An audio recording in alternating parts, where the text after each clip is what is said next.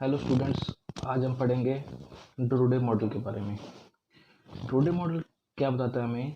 ड्रूडे model हमें बताता है इलेक्ट्रिकल कंडक्शन के बारे में इन दी मटेरियल्स, इन दी सॉलिड्स। बेसिकली जो हमें ये इलेक्ट्रिकल कंडक्शन के बारे में बताता है या चार्ज ट्रांसपोर्ट प्रॉपर्टीज के बारे में बताता है, ये बताता है सॉलिड्स की। और सॉलिड के अंदर भी ये स्पेशली हमें बताता है मेटल्स की। अभी हम इसको आगे डिस्कस करेंगे, सिर्फ मेटल की ही क्यों बताता है ये। तो जो ड्रूडे मॉडल है, ये जो मॉडल 1900 के अंदर दिया था पॉल ड्रूड ने, ये एक साइंटिस्ट थे। और ये जो कम्प्लीटली जो ड्रूडे मॉडल है, ये बिल्कुल एज इट इज़ है काइनेटिक थ्योरी ऑफ गैसेस के।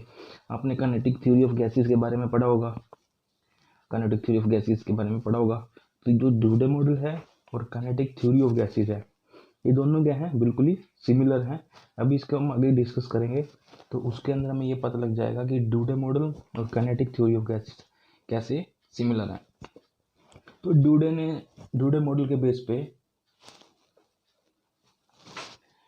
तो इस मॉडल के बेस पे हमारे पास उसकी कुछ एजम्पशंस थी इस मॉडल की। तो जो उसकी फर्स्ट एजम्पशंस थी वो क्या थी कि जितने भी मेटल्स होते हैं, मेटल्स के अंदर क्या होते हैं, फ्री इलेक्ट्रॉन्स होते हैं। और वो फ्री इलेक्ट्रॉन्स क्या करते हैं, रैंडमली डायरेक्शन के अंदर मूव करते हैं। जैसा हमने काइनेटिक थ्योरी ऑफ गैसेस के अंदर भी पढ़ा है कि गैस के जो मॉलिक्यूल्स होते हैं वो क्या करते हैं, रैंडम डायरेक्शंस के अंदर मूव करते हैं और एक दूसरे के साथ कोलाइड करते हैं। तो सिमिलरली ये भी क्या है, एक एग्जम्पशन ऑफ ड्रूडे मॉडल थी पहले, कि जो मेटल के अंदर फ्री इलेक्ट्रॉन्स हैं वो क्या करते हैं, रैंडम डायरेक्शन के अंदर मूव करते हैं और कोलाइड करते हैं अदर इलेक्ट्रॉन से। तो अब जो उन टू सक्सेसिव कोलिजन के बीच का जो टाइम होगा उसको हम क्या बोलते हैं, मीन टाइम इंटरवल। जैसे आपने मीन फ्री पाथ भी सुना होगा। जो मीन फ्री पाथ क्या होता है कि the distance covered by the particles between two successive collision, के एक पार्टिकल्स दो जगह पे कोलाइड करेगा, उसके बीच में लगातार दो कोलिजन्स के बीच का जो डिस्टेंस होगा उसको क्या बोलते हैं, मीन फ्री पाथ। अब उसी मीन फ्री पाथ को कवर करने के लिए जो एक पार्टिकल्स को, इलेक्ट्रॉन्स को जितना टाइम लगेगा उसको हम बोलेंगे मीन टाइम इंटरवल। तो जो मीन टाइम इंटरवल हमारे पास ये आएगा टाउ। टाउ की वैल्यू हमारे पास अप्रोक्सीमेटली होता है 10⁻⁻14 सेकेंड। ये जो मीन टाइम इंटरवल है, ये क्या होता है कि कॉन्टिन्यूसली, सॉरी, ये जो मीन टाइम इंटरवल है ये चेंज भी होता रहता है। जैसे कि अगर आपके पास कोई मटेरियल चेंज होगा तो डिफरेंट टाइप ऑफ मटेरियल्स के लिए डिफरेंट मीन टाइम इंटरवल होगा। तो जैसे हम अप्लाई किसी मटेरियल को अप्लाइड फील्ड चेंज करेंगे किसी मटेरियल के ऊपर, तो उसी बेस पे हमारे पास क्या होगा, उसका मीन टाइम इंटरवल भी चेंज हो जाएगा। तो जैसे किसी मटेरियल के अंदर वोल्टेज ज़्यादा लगाएंगे तो वहाँ से इलेक्ट्रॉन्स मूव करेंगे, तो इसी तरह हमारे पास वहाँ पे मीन टाइम इंटरवल डिफरेंट हो जाएगा। तो क्या है कि जो मीन टाइम इंटरवल है वो डिफरेंट मटेरियल्स के लिए या डिफरेंट पैरामीटर्स के अंदर, डिफरेंट सर्कमस्टांसिस के अंदर क्या होता है, डिफरेंट होता है। तो अब हम उसकी निकालेंगे प्रोबेबिलिटी ऑफ कोलिजन, कि अगर आपके पास मान लो कोई भी इलेक्ट्रॉन या कोई भी पार्टिकल्स मूव कर रहा है या कोई मॉलिक्यूल मूव कर रहा है, तो उसकी जो प्रोबेबिलिटी होगी कोलिजन की वो कितनी होगी। तो हमने प्रोबेबिलिटी यहाँ पे जो डोनेट की गई है वो है हमारे पास पी से। वो किसके इक्वल होगी, डी टी बाय टाउ। ये डी टी क्या है, डी टी हमने क्या लिया कि कोई भी स्मॉल इंटरवल ऑफ टाइम ले लिया। जैसे हमारे पास कोई भी मेटल के अंदर, हमने उसको, मेटल के अंदर कोई भी इलेक्ट्रॉन्स मूव कर रहा है तो एक उसके अंदर कुछ नैनो सेकेंड, पिको सेकेंड, मिली सेकेंड, माइक्रो सेकेंड, कुछ भी एक टाइम ले लिया कि उतने सेकंड के अंदर हमारे पास प्रोबेबिलिटी, उतने सेकंड के अंदर हमारे पास प्रोबेबिलिटी है, कितनी प्रोबेबिलिटी है कि इलेक्ट्रॉन कोलिजन करेगा या नहीं करेगा। तो वो प्रोबेबिलिटी हमारे पास आ गई P is equal to D T by tau. अब जो डी टाउ है, डी टाउ की वैल्यू क्या होगी, या तो ये क्या होगी लेस देन डी टी की वैल्यू जो या तो होगी लेस देन टाउ से, या डी टी की वैल्यू क्या होगी इक्वल टू टाउ के। तो ये हमारे पास क्या था, फर्स्ट एजम्पशन ऑफ ड्रूडे मॉडल, जो बिल्कुल ही सिमिलर था काइनेटिक थ्योरी ऑफ गैसेस के। जैसे हमने जो मीन फ्री पाथ अभी आपको बताया है वो भी हमने काइनेटिक थ्योरी ऑफ गैसेस के अंदर इसको हमने पहले भी पढ़ चुके हैं। अब जो इसके अंदर जो सेकंड अजम्पशन आती थी ड्रूडे मॉडल की, वो क्या है कि कोई भी इलेक्ट्रॉन मेटल के अंदर या काइनेटिक थ्योरी के अंदर, काइनेटिक थ्योरी ऑफ गैसेस के अंदर भी जो गैस मॉलिक्यूल या मेटल के अंदर जो इलेक्ट्रॉन्स है, वो अगर हम उसके ऊपर क्या करें, कोई भी external electrical field, magnetic field, किसी भी टाइप का अगर मेटल के अंदर हम कोई भी फील्ड नहीं लगाएंगे, तो जो उसका इलेक्ट्रॉन्स हैं, उसके जो इलेक्ट्रॉन्स हैं वो क्या करेंगे, स्ट्रेट पाथ के अंदर मूव करेंगे, बिल्कुल स्ट्रेट लाइन के अंदर मूव करता है between the two successive collision. जब दो सक्सेसिव कोलिजन के बीच में जो इलेक्ट्रॉन्स है वो क्या करेगा, एक स्ट्रेट पाथ को फॉलो करेगा। बट अगर हम क्या करें, उस मटेरियल के ऊपर हम इलेक्ट्रिकल फील्ड या मैग्नेटिक फील्ड लगा देंगे, तो उससे क्या होगा, जो उस इलेक्ट्रॉन की डायरेक्शन है वो क्या हो जाएगी, चेंज हो जाएगी। जैसे हमारे पास मान लो इलेक्ट्रॉन है, वो यहाँ से कोलाइड किया, यहाँ से कोलाइड करने के बाद वो क्या जा रहा है, इस डायरेक्शन में जा रहा है। बट हमने यहाँ पे magnetic field, sorry electrical field लगा दिया, यहाँ पे इलेक्ट्रिक फील्ड लगा दिया, एक पॉजिटिव और एक नेगेटिव। अब इलेक्ट्रॉन के ऊपर क्या है, नेगेटिव चार्ज, तो ऑब्वियसली जब नेगेटिव चार्ज की डायरेक्शन ये थी, तो नेगेटिव चार्ज क्या करेगा, इफेक्ट हो जाएगा किससे, पॉजिटिव चार्ज से। तो पॉजिटिव चार्ज क्या करेगा, उसको अपनी तरफ रिपेल करना स्टार्ट कर देगा। तो मीन्स क्या है कि अगर between the two successive collision electrons की जो मोशन होगी वो क्या होगी, स्ट्रेट लाइन होगी।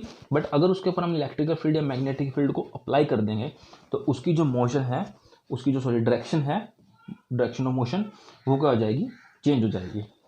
जैसा अभी आप इसका एग्जाम्पल सिंपल देख सकते हो, कभी जैसे हमारे पास हमारे पास टीवी होते हैं, टीवी के ऊपर मैग्नेट रखेंगे ना, अब टीवी के पीछे, टीवी के अंदर क्या लगा होता है, एक सीआरटी लगी होती है, कैथोड रे ट्यूब, जो पिक्चर बना रही होती है। जो हमारे पास टीवी के ऊपर जो डिस्प्ले पे इमेज आ रही होती है ना, जो पिक्चर देखते हैं हम, वीडियो चल रही होती है, तो वो सीआरटी के कारण बनती है, कैथोड रे ट्यूब के कारण। तो अगर हम क्या होगा, अगर हम टीवी के ऊपर या साइडों में मैग्नेट रखेंगे ना, तो हम देखेंगे कि उसके अंदर ना कुछ थोड़ा बहुत कलर्स चेंज होता है।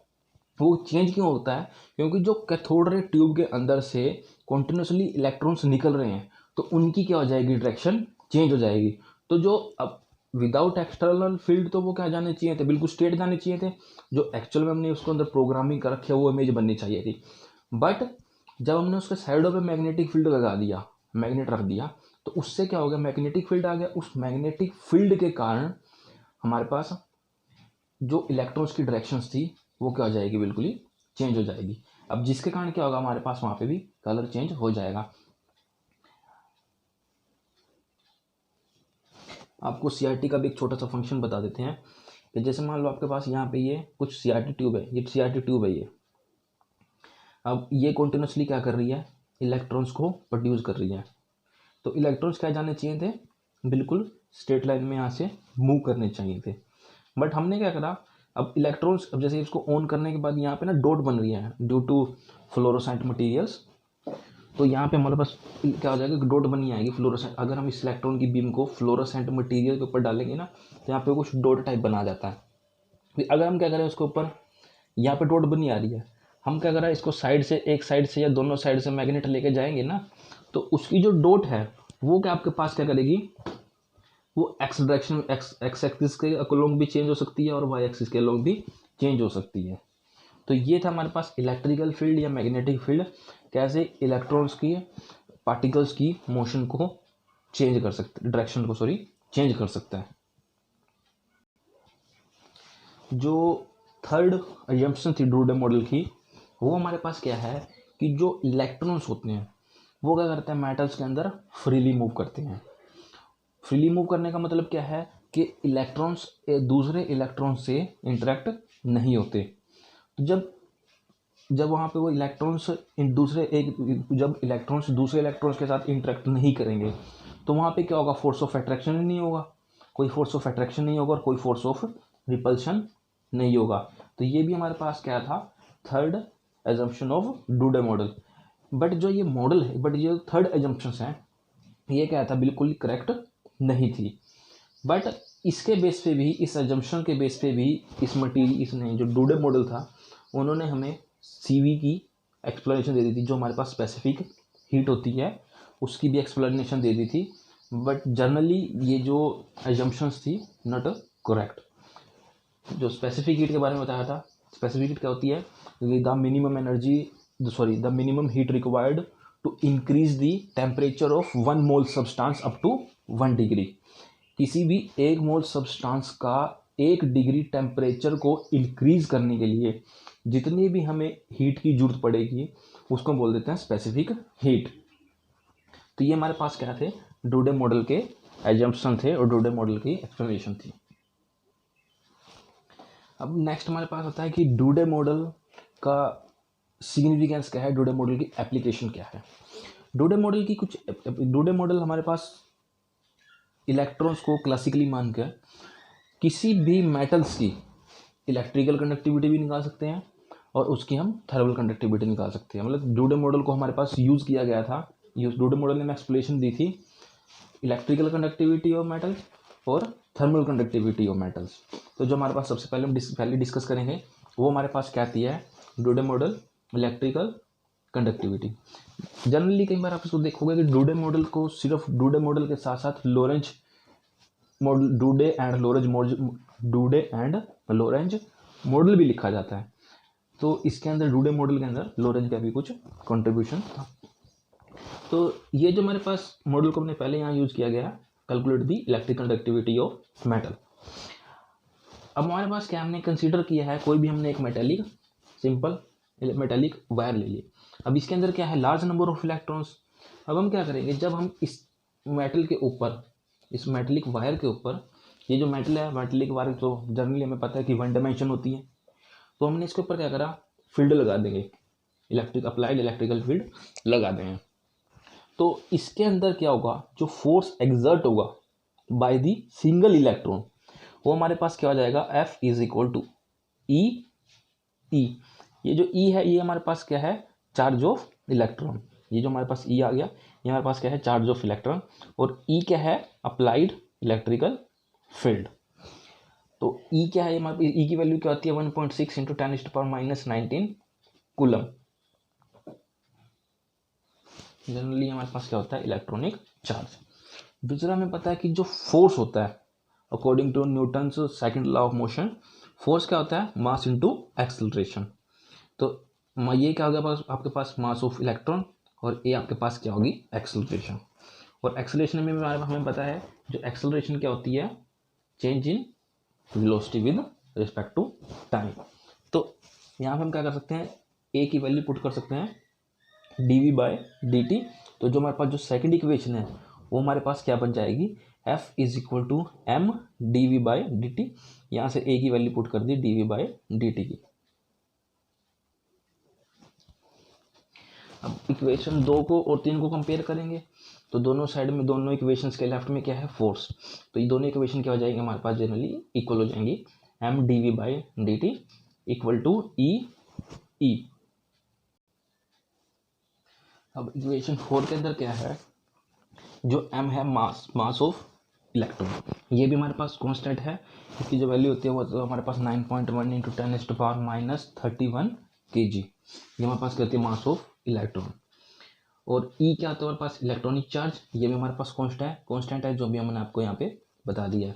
जो मास ऑफ इलेक्ट्रॉन है वो क्या होता है आपके पास 9.1 इंटू 10⁻31 kg, किलोग्राम। अब इसके अंदर हमारे पास m की वैल्यू भी कांस्टेंट है, E की वैल्यू भी कांस्टेंट है। अब इसके अंदर 2 फिजिकल क्वांटिटी बच गई, dv/dt एक्सेलरेशन और अप्लाइड फील्ड। अब क्या होगा कि अगर हम किसी भी मटेरियल के ऊपर, जैसे हम अप्लाइड करते हैं इलेक्ट्रिकल फील्ड को, अगर मान लो मैंने उसको किया 10 सेकंड के लिए किया, अब इसको 10 सेकंड के लिए अगर हमने इसको क्या किया, इसके ऊपर फील्ड लगाया किसी भी मेटालिक वायर के ऊपर, जैसे हमने यहाँ पे लिया था, तो यहाँ पे जो एक्सेलरेशन होगी वो भी क्या होगी, 10 सेकंड के लिए होगी। मीन्स क्या है, हमने कोई चीज़ को ऑन किया 10 सेकंड के लिए तो वो क्या होगी, स्टार्ट हो जाएगी, ऑन होना स्टार्ट हो जाएगी। तो उसके अंदर कितना टाइम, मतलब 10 सेकंड के लिए एक्सेलरेट करेगी वो। अगर हमने इसको क्या, मान लो वो हमने इसको किया 10 मिनट के लिए, तो ये भी क्या होगा, 10 मिनट के लिए ही क्या करेगा, एक्सेलरेट, 10 मिनट के लिए क्या होगा, एक्सेलरेट होगा। अगर हम इसको क्या करें 1 घंटे के लिए इलेक्ट्रिकल फील्ड देंगे तो ये भी क्या करेगा, 1 घंटे के लिए पार्टिकल्स क्या करेंगे, एक्सेलरेट करेंगे, मतलब 1 घंटा ही कोई चीज़ ऑन रहेगी। तो जैसे ही हम क्या करेंगे, यहाँ से इलेक्ट्रिकल फील्ड को, अप्लाइड फील्ड को हटा देंगे, तो वैसे ही कोई भी आपके पास कोई भी इलेक्ट्रिकल इक्विपमेंट है वो क्या जाएगा, ऑफ। इसको आप सिंपल रिलेट कर सकते हो, जैसे आप आपके पास कोई भी फ़ैन ऑन करते हो, लाइट ऑन करते हो, बल्ब ऑन करते हो, जब तक हम उसके ऊपर फील्ड अप्लाई करते हैं, कोई भी जब भी तक उसके अंदर फील्ड अप्लाई करते हैं या वोल्टेज अप्लाई करते हैं, पोटेंशियल डिफरेंस क्रिएट करते हैं, तभी वो क्या चीज़ होती है, ऑन होती है। ऑन होने के साथ तुरंत क्या हो जाता है, वो ऑन होने के साथ वहाँ पे क्या करते हैं, इलेक्ट्रॉन्स क्या करते हैं, एक्सीलरेट स्टार्ट कर देंगे। अब जैसे हमने उस बटन को स्विच ऑफ कर दिया, स्विच ऑफ करने का मतलब क्या है, हमने उसके ऊपर से फील्ड को हटा दिया। फील्ड हटाने के बाद क्या होगा, जो इलेक्ट्रॉन्स थे वो क्या करेंगे, एक्सीलरेट करना बंद कर देंगे। तो हमारे पास कोई भी इंस्ट्रूमेंट है वो भी क्या हो जाएगा, बंद हो जाएगा।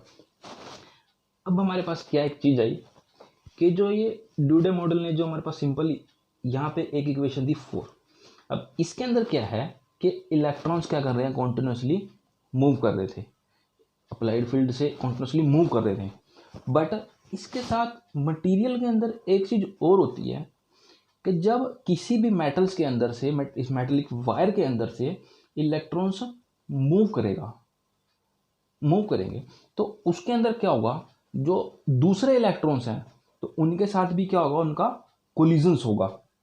तो उस कोलिजन होने के कारण अब हमने यहाँ पे जब वो इलेक्ट्रॉन एक्सेलरेट होगा, उस एक्सेलरेट होने के साथ साथ वो क्या करेगा, कुछ ना कुछ एनर्जी को लॉस भी करेगा। जैसे जैसे इलेक्ट्रॉन्स मूव करेगा दूसरे के साथ कोलाइड करेगा, और वो जो पॉजिटिव कोर्स होगी मेटल्स के अंदर, तो उससे भी क्या हो जाएगा, वो इफेक्ट होगा। तो मतलब क्या है, जो इलेक्ट्रॉन्स मेटेलिक वायर के अंदर से जब मूव करेगा तो वो क्या है, एक आइसोलेशन सिस्टम नहीं है, तो उसकी जो वेलोसिटी है वो भी क्या करेगी, डिक्रीज करेगी। तो जो इक्वेशन हमारे पास, जो भी इक्वेशन 4 आई थी, M D V by D T equal to E E, वो क्या है, बिल्कुल ही करेक्ट नहीं थी।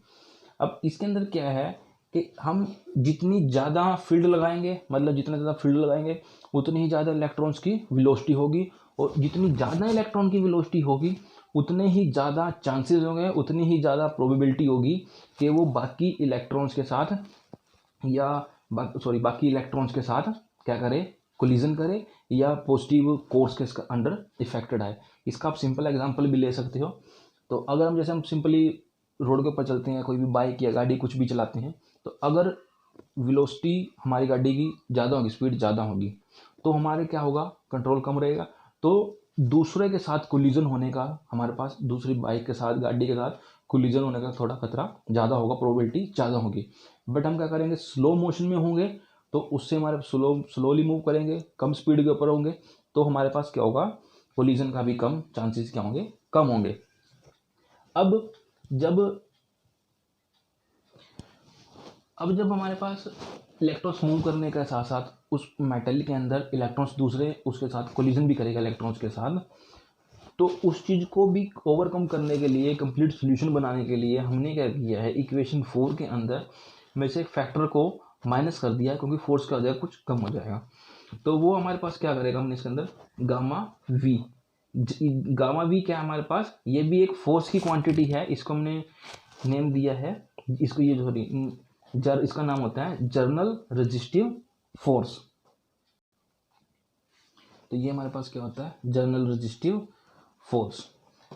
जनरली क्या होता है कि जैसे जैसे हमारे पास क्या होगा, जर्नल रेजिस्टिव फोर्स भी क्या करेगा, गोज अप होता है linearly with the increase in velocity. अब इसके अंदर क्या होगा कि अगर हमारे पास जो ई है, एक्सेलरेटिंग फोर्स है, अगर हम इसको क्या कर दें, कांस्टेंट कर दें, तो जो जनरल रेजिस्टिव फोर्स है वो क्या करेगा, सिंपली डिपेंड करेगा इस फिजिकल क्वांटिटी पे। अब ये तो कांस्टेंट हो गया। अब जैसे जैसे हमारे पास क्या होगा, किसी भी मटेरियल की वेलोसिटी बढ़ाएंगे तो वैसे वैसे हमारे पास वहाँ पे जनरल रेजिस्टिव फोर्स भी क्या हो जाएगा, इंक्रीज होता रहेगा।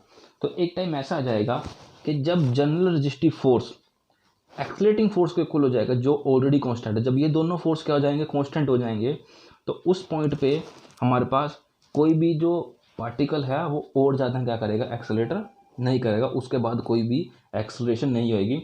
उस कंडीशन को हम बोलते हैं स्टेडी स्टेट कंडीशन। तो जब स्टेडी स्टेट कंडीशन आ जाती है तो हमारे पास ई माइनस गामा वी, ये क्या हो जाएगा, हमारे पास इक्वल टू 0 आ जाएगा at the steady state condition. और जो वेलोसिटी है, जो हमारे पास वेलोसिटी थी यहाँ पर वो वेलोसिटी क्या बन जाएगी हमारे पास, फाइनल वेलोसिटी। तो यहाँ से हम क्या कर सकते हैं, गामा की वैल्यू निकाल सकते हैं। Gamma is equal to E by V F.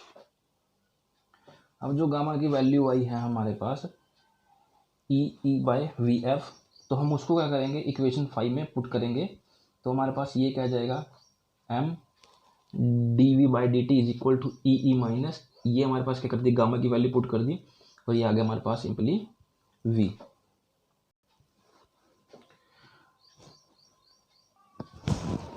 अब जो हमारे पास वी एफ है, ये क्या है, फाइनल वेलोसिटी, मतलब मैक्सिमम जो वेलोसिटी हो सकती है जो बन जाएगी। तो ये तो हमारे पास क्या है, कांस्टेंट, बट जो हमारे पास ये वेलोसिटी है वी, ये हमारे पास क्या है, वेरिएबल। तो हम क्या करेंगे यहाँ से, अब इक्वेशन 6 से ई को क्या ले लेंगे, कॉमन ले लेंगे, तो हमारे पास ये आ जाएगा 1 minus V by V F. अब इसको रीअरेंज करेंगे तो डी वी के अपोन में हमारे पास ये टर्म एज इट इज आ जाएगी, ई इस साइड है, डी टी क्या आ जाएगा, इस साइड ऊपर आ जाएगा, और एम क्या करेगा हमारे पास, इस साइड आ जाएगा नीचे। अब इस कंप्लीट इक्वेशन को बोथ साइड से हम क्या करेंगे, इंटीग्रेट करेंगे with the limit of T, with the limit of T 0 to T and with the limit of V 0 to V. हम इसको क्या करेंगे, इंटीग्रेट करेंगे। हम इसका इंटीग्रेशन करेंगे तो हमारे पास क्या होगा, 1 बाय log x का जो मान लो आपके पास सिंपल क्या है, log x है या ln x है, इसका जब हम क्या करते हैं, डिफ्रेंशिएशन करते हैं d बाई डी एक्स, ये आपके पास क्या आता है 1 बाई एक्स। अब जब 1 बाई एक्स का इंटीग्रेशन करेंगे तो वह हमारे पास क्या आ जाएगा, दोबारा log n। तो हमारे पास क्या होगा, इस टर्म को जब ये क्या है 1 बाय समथिंग, तो जब हम इसका इंटीग्रेशन करेंगे तो ये हमारे पास क्या बन जाएगा, ln 1 minus V by F. और जो हमारे पास इस टर्म को दोबारा, इस जो हमारे पास ये तो क्या हो गया 1 बाय, सिर्फ इस टर्म की इंटीग्रेशन आ गई, सिर्फ ये टर्म। अब क्या करेंगे, इसकी भी इंटीग्रेशन करेंगे सिंपली, तो इसकी जो इंटीग्रेशन करेंगे हमारे पास वो क्या बन जाएगी, माइनस वी एफ।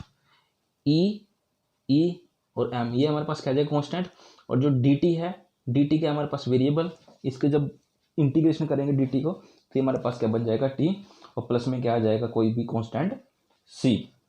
अब अगर हम क्या करें, इसकी बाउंड्री कंडीशन को, सी कॉन्स्टेंट को निकालने के लिए बाउंड्री कंडीशन अप्लाई करते हैं, तो हमारे पास क्या होगा, जो अगर टी की वैल्यू भी 0 हो जाए और यहाँ पे वी की वैल्यू भी 0 हो जाए, तो जो सी की वैल्यू क्या है वो भी 0 आएगी। कैसे, 0 इंटू समथिंग, ये भी 0 हो गया, यहाँ पे आ जाएगा 0 बाई समथिंग, ये क्या आ जाएगा 0, log 1 0, तो 0 इज इक्वल टू 0 प्लस सी, तो सी की वैल्यू क्या आ गई हमारे पास यहाँ पे, ये भी हमारे पास क्या आ गई 0।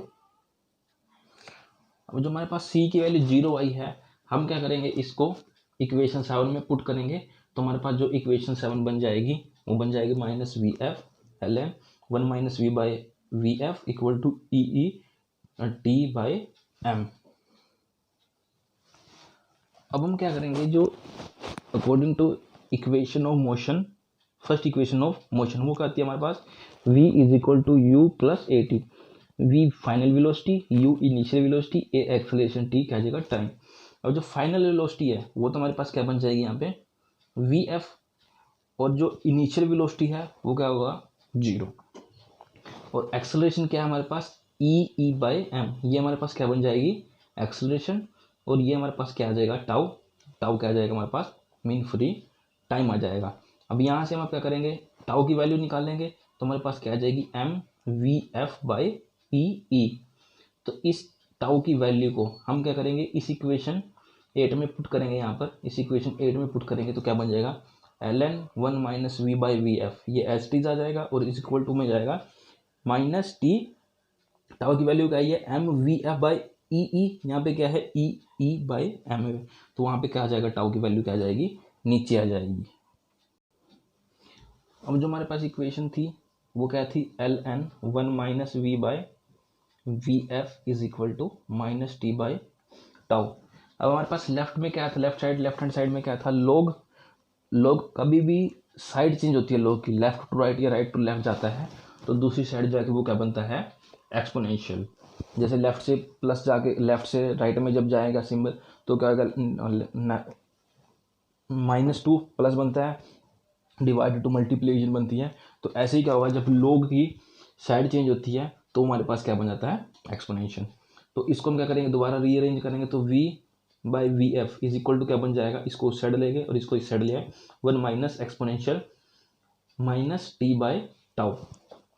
इस पूरी टर्म को ब्रैकेट में लिखकर हमने क्या कर दिया, इसको वी एफ से मल्टीप्लाई कर दिया। अब ये v आ गई, किसी भी v क्या है, ये वेलोसिटी है, ये क्या है, किसी भी टाइम पे हम वेलोसिटी को निकाल सकते हैं। कैसे, तो उसकी फाइनल वेलोसिटी आ जाएगी, टाउ क्या हमारे पास, मीन फ्री टाइम, और टी हमारे पास क्या है, कोई भी गिवन टाइम। अब क्या होगा, अगर टाइम की वैल्यू, अगर टी की वैल्यू क्या होगा, जीरो, मतलब इनिशियली अगर टाइम की वैल्यू क्या होगी, जीरो, जीरो होने का मतलब क्या है, जो एक्सपोनेंशियल है वो भी क्या हो जाएगा, एक्सपोनेंशियल की पावर में क्या आ जाएगा, zero, zero by something zero, exponential की पावर जीरो। जब एक्सपोनेंशियल की पावर जीरो, समथिंग की पावर जीरो का होती है 1, तो यहाँ से क्या हो गया 1, ये बन गया, ये तो 1 है, ये पूरी की पूरी टर्म क्या बन गई 1, तो 1 माइनस 1 जीरो।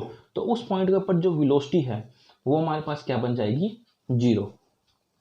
बट अगर हम क्या करें, टाइम को इन्फाइनाइटली यहाँ पर पुट करें, तो एक्सपोनेंशियल की पावर क्या बन जाएगी आपके पास, इन्फाइनाइट। एक्सपोनेंशियल की पावर इन्फाइनाइट क्या होती है, एक्सपोनेंशियल की पावर इन्फाइनाइट क्या होती है, जीरो। एक्सपोनेंशियल की पावर माइनस इन्फाइनाइट क्या बन जाएगी, यहाँ पे जीरो बन जाएगी।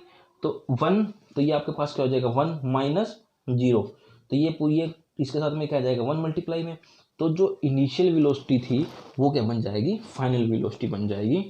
कितने टाइम के बाद, इन्फाइनाइट टाइम के बाद। अब हम क्या करेंगे, v बाई वी एफ की प्लॉटिंग करेंगे विद रिस्पेक्ट टू टाइम। क्या होगा कि जैसे जैसे हमारे पास क्या होगा, टाइम क्या करेगा, इंक्रीज करेगा। टाइम के इंक्रीज करने के साथ साथ क्या होगा, जो वी एफ तो क्या है, फाइनल वेलोसिटी, तो क्या है, कांस्टेंट है। वैसे वैसे क्या होगा, हमारे पास वेलोसिटी क्या करेगी, कॉन्टिन्यूसली इंक्रीज होती चली जाएगी। जैसे जैसे टाइम इंक्रीज करेगा वैसे वैसे क्या होगा, वेलोसिटी का एक्सेलरेशन होगी, जिसके कारण यहाँ पे क्या होगी, वेलोसिटी कॉन्टिन्यूसली इंक्रीज होती चली जाएगी। तो एक टाइम ऐसा होगा, हो सकता है वो टाउ पे आ जाए, 2 टाउ 3 टाउ या 4 टाउ, कितने भी टाइम के बाद आ सकती है, कि जो वेलोसिटी क्या हो जाएगा, कॉन्टिन्यूसली तो कांस्टेंट है, तो धीरे धीरे ये भी क्या हो जाएगी, इंक्रीज। एक टाइम ऐसा आ जाएगा जब दोनों इक्वल हो जाएंगी, तो यहाँ पे आपके पास क्या आ जाएगी, ये 1 के इक्वल हो जाएगा, और ये आपके पास क्या हो जाएगी, कॉन्टिन्यूसली क्या हो जाएगी, बिल्कुल कांस्टेंट हो जाएगी यहाँ पे। और जो टाउ की वैल्यू मैंने आपको पहले ही बताया, वो कहती है tau is equal to 10⁻⁻14 seconds. ये कहते हैं डिफरेंट टाइप ऑफ मटेरियल्स के लिए क्या सकती है, डिफरेंट टाइप ऑफ मटेरियल्स के लिए क्या हो जाती है, डिफरेंट हो सकती है। अब NF क्या लिए, हमारे पास NF क्या होता है कि number of free electrons per unit volume. हमने कोई भी मेटल्स ले ली, तो उसके पर यूनिट वॉल्यूम के अंदर कितने नंबर ऑफ फ्री इलेक्ट्रॉन्स होंगे, उसको हमने डिनोट कर दिया NF से। और जो चार्ज होगा वो हमारे पास क्या हो जाएगा, उसका इलेक्ट्रॉनिक चार्ज क्या होता है, E। अब जो velocity with which charge is transport, जिस वेलोसिटी से चार्ज ट्रांसपोर्ट करेगा, मूव करेगा, फाइनल वेलोसिटी, वो हमारे पास क्या अभी पढ़ा था हमने, वो क्या बन गई हमारे पास, वी एफ। तो उस पॉइंट के ऊपर जो करंट डेंसिटी बनेगी, जे क्या है हमारे पास, करंट डेंसिटी, वो किसके इक्वल हो जाएगी, NF, number of free electrons per unit volume, into velocity, final velocity, into electronic charge E। तो ये हमारे पास क्या आ जाएगी, इसको इक्वल आ जाएगी। अभी कुछ टाइम पहले हमने ये पढ़ा था, इसके अंदर ही जो टाउ की वैल्यू होती है वो कहती है mVF/EV। तो ये हमारे पास किसकी वैल्यू, ये किसकी वैल्यू आएगी, 1 बाई टाउ की। अब यहाँ से VF की वैल्यू निकालेंगे तो क्या बच जाएगी, E टाउ बाय M। तो अभी हमने जो VF की वैल्यू निकाली है वो करेंगे हम, इक्वेशन जो हमारे पास 10 थी उसके अंदर हमने इसको पुट कर देंगे, तो हमारे पास क्या आ जाएगा, J is equal to NF। ये क्या करा हमने, VF की वैल्यू पुट कर दी, E tau by M into E। इस टर्म को आपने कभी सेमीकंडक्टिंग मटेरियल्स पढ़े होंगे, तो उसके अंदर आपने देखा होगा ड्रिफ्ट वेलोसिटी होती है, जिसको हम डोनेट करते हैं VD से। तो ये भी क्या है, बिल्कुल वही, ये क्या होती है, ड्रिफ्ट वेलोसिटी बोलते हैं हम, E टाउ बाय M। ये हमारे पास क्या होती है सेमीकंडक्टिंग मटेरियल के अंदर, इसको बोलते हैं ड्रिफ्ट वेलोसिटी। बट यहाँ हमने इसको क्या कर रखा है, वी एफ से डोनेट कर रखा है। तो यहाँ से हम इसको क्या करेंगे, रीअरेंज करेंगे, एन एफ आ जाएगा, ई क्या बन जाएगा स्केयर में, ई टाउ बाय इंटू एम। तो जे इज इक्वल टू, ये हमारे पास क्या बन गया, एन एफ स्केयर, सॉरी ये स्केयर नहीं आएगा यहाँ पर, ये बन गया हमारे पास N F E square tau M, और ये हमने क्या कर दिया, ई को लास्ट में लिख दिया। हमें पता है कि जो एक करंट डेंसिटी और इलेक्ट्रिकल फील्ड का रिलेशन होता है वो कहता है J is equal to sigma E. Sigma क्या है यहाँ, इसको हम बोलते हैं, डोनेट करते हैं, ये क्या हमारे पास सिग्मा, इसको ये क्या आती है हमारे पास, इसको बोलते हैं हम कंडक्टिविटी ऑफ मटीरियल, ये कैसे डोनेट करते हैं, इसको बोलते हैं हम सिग्मा। जब हम इक्वेशन 11 और 12 को क्या करेंगे आपस में रिलेट करेंगे, तो ये हमारे पास क्या आ गई, सिग्मा की वैल्यू क्या आ गई, N F E square tau by M, ये हमारे पास क्या आ गई, सिग्मा कंडक्टिविटी की वैल्यू। तो इस इक्वेशन को यूज़ करके हम किसी भी मटेरियल की कंडक्टिविटी को निकाल सकते हैं।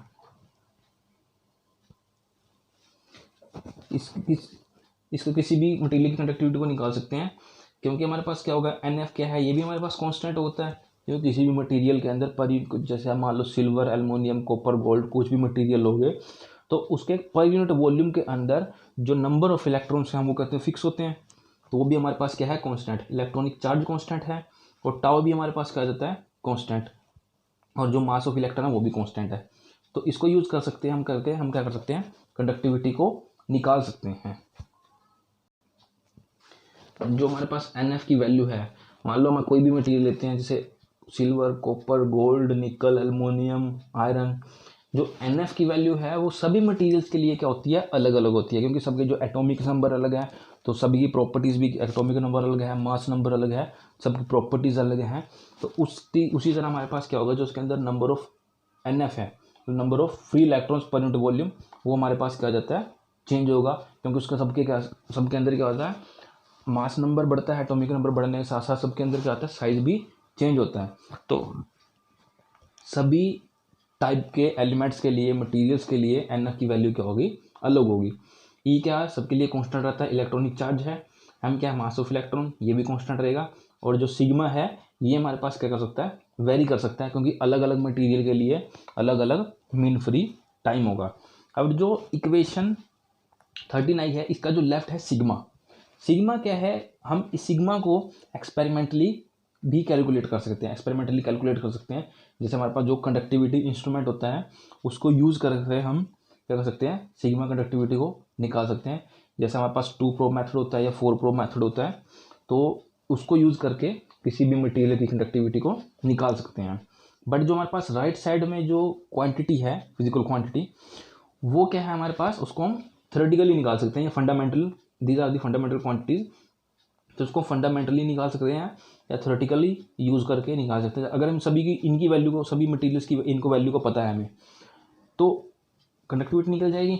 बट जो हमारे पास ये सिग्मा की वैल्यू निकालनी पड़ेगी, तो हमें क्या करना पड़ेगा, कुछ नहीं पता हमें, बट हमें मटेरियल का नाम पता है, जैसे मटेरियल को हम यूज़ करके, सिंपली यूज़ करके हम उसका 2 प्रो मेथड से या 4 प्रो मेथड से हम उसकी क्या निकाल सकते हैं, कंडक्टिविटी को निकाल सकते हैं। तो अभी हम उसकी जो इस इक्वेशन को यूज़ करके कंडक्टिविटी निकालेंगे थ्योरेटिकली फंडामेंटल फॉर्म में। तो जो एन एफ की वैल्यू है वो अप्रोक्सीमेटली होती है 10⁻20 इलेक्ट्रॉन्स पर मीटर क्यूब। एक मीटर क्यूब के अंदर 10⁻28 इलेक्ट्रॉन्स हो सकते हैं, हमारे पास होते हैं। इलेक्ट्रॉनिक चार्ज आ गया हमारे पास 1.6 × 10⁻⁻19 कूलम, और जो टाउ की वैल्यू हमारे पास अभी हमने बताई थी 10⁻14 सेकेंड्स, और जो मास ऑफ इलेक्ट्रॉन है वो 9.1 × 10⁻31 kg। अभी चारों की चार फिजिकल क्वांटिटीज़ की वैल्यूज़ को हम क्या करेंगे, इक्वेशन 13 में पुट करेंगे। तो उसको पुट करने के बाद जो हमारे पास सिग्मा की वैल्यू आएगी वो अप्रोक्सीमेटली आई है 3 × 10⁻6 ओम मीटर इनवर्स। ये क्या है, कंडक्टिविटी की यूनिट है, ओम मीटर इनवर्स। जनरली हम इसको लिखते हैं साइमन पर मीटर। तो अब आपने देखा कि जिस मटेरियल के अंदर इतना उसका मीन फ्री टाइम है, इतने उसके अंदर नंबर डेंसिटी है इलेक्ट्रॉन्स की, तो उसके अंदर जो सिग्मा कंडक्टिविटी क्या है वो 3 × 10⁻6 साइमन पर मीटर आई है, ये कंडक्टिविटी क्या है, बहुत ज़्यादा है। और ये किसकी कंडक्टिविटी है, मेटल्स की। जैसे हमारे पास मेटल क्या होती हैं, जो मेटल्स होती हैं एल्युमिनियम, कॉपर, ये जो मेटल्स हैं इनकी कंडक्टिविटी है। और ये कंडक्टिविटी क्या है हमारे पास, वेरी होती है। जैसे जैसे मटेरियल्स अलग अलग लेंगे, सभी मटेरियल्स के लिए जो कंडक्टिविटी है वो क्या होगी, अलग होगी। तो जो कोई भी मटेरियल है जनरली जो कंडक्टिविटी आती है वो 10⁻⁻20 साइमन पर मीटर टू 10⁻7 साइमन पर मीटर तक वेरी कर सकती है। मतलब आप कोई भी मटेरियल ले लो, तो जो उसकी जो कंडक्टिविटी की रेंज है वो हमारे पास क्या आएगी, 10⁻⁻20 साइमन पर मीटर। मतलब जनरली जो जिसकी कंडक्टिविटी 10⁻⁷ -8 से कम होगी वो हमारे पास बेसिकली इंसुलेटर बन जाते हैं। जिसकी कंडक्टिविटी उससे ज़्यादा हो और अप्रोक्सीमेटली 10⁻1 10⁻0 मतलब 1 साइमन पर मीटर के पर सेंटीमीटर से लेकर 10⁻⁷ -8 की रेंज में आएगी, उसको हम जनरली सेमीकंडक्टिंग मटेरियल बोल देते हैं। और जिसकी कंडक्टिविटी हाइयर रीजन में आ जाए, जैसे 100 साइमन पर मीटर या 100 इससे भी ज़्यादा आएगी, तो वो हमारे पास क्या बन जाते हैं, जनरली वो मेटल्स होती हैं। तो ये हमारे पास क्या थी, हमने इलेक्ट्रिकल कंडक्टिविटी निकाली ड्यूडे मॉडल को यूज़ करके। तो इसी तरह हम क्या कर सकते हैं, ड्यूडे मॉडल को यूज़ करके जो इसकी दूसरी कंडक्टिविटी निकालते हैं, थर्मल कंडक्टिविटी जिसको हम बोलते हैं, ड्यूडे मॉडल का यूज़ करके हम उस कंडक्टिविटी को भी निकाल सकते हैं। Thank you.